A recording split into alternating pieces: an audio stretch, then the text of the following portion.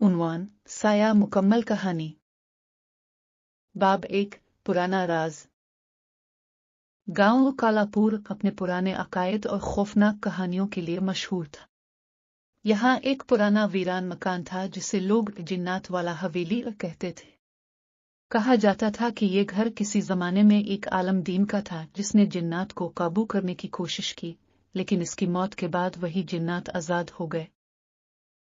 यही वो कहानियां थीं जिन्होंने नौजवान सहाफी वकास की तवज्जो हासिल की। वकास ऐसे वाकयात की हकीकत खोजने के लिए मशहूर था।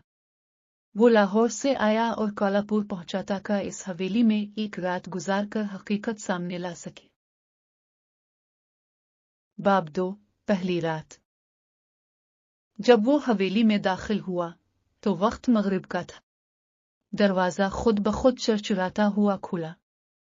अंदर दाखिल होते ही अजीब सी बो और सर्द हुआ का झोंका आया, जैसे किसी ने इसे खबरदार किया हो। दीवारों पर अजीब व गरीब नक्शो निगार थे, जैसे अरबी और फारसी का आमेज़ान, और दरमियान में एक पुरानी किताब रखी थी जिस पर खून के निशान थे। अचानक कमरे के एक कोने में अंधेरे से एक साया नमूदार हुआ।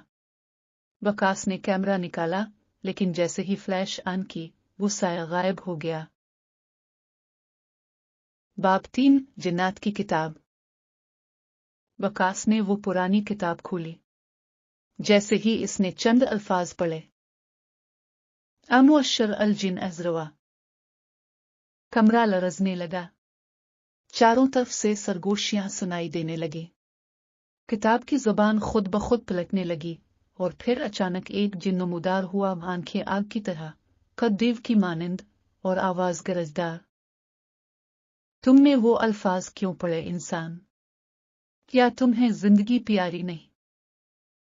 वकास ने हिम्मत करते हुए कहा, मैं सच जानना चाहता हूं, इस हवेली का राज।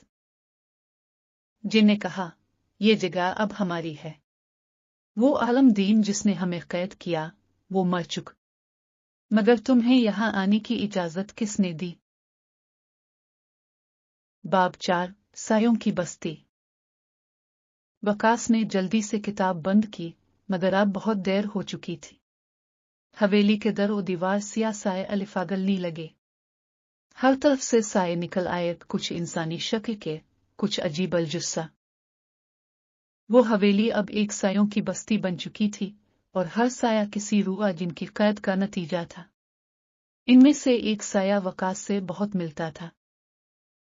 वकास ने वो साया देखकर पूछा, क्या तुम भी इंसान थे? साया बोला, मैं वही हूं जो तुम बनने वाले हो, अगर यहां से न गए तो। बाब 5 आखिरी कोशिश। वकास ने वो किताब दोबारा खोली और आखिरी सफ़े पर लिखा देखा, सिर्फ वही बच सकता है जो सच मानकर तौबा करे और रोशनी की दुआ करे। वकास ने मोबाइल की रोशनी जलाई, वुजू किया और कुरान की आयत पढ़ना शुरू की। एक एक करके साए चीखने लगे, जिन्नात धुआं बनकर गायब होने लगे और कमरे का दरवाजा खुल गया। वकास भागता हुआ बाहर निकला। बाब 6 फिर भी साया बाकी है।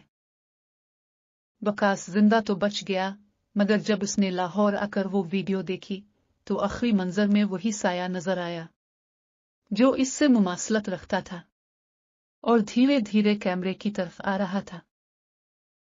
कहते हैं, जब कोई जिन्नात की किताब खोल ले तो इसका एक साया हमेशा उनके साथ रह जाता है।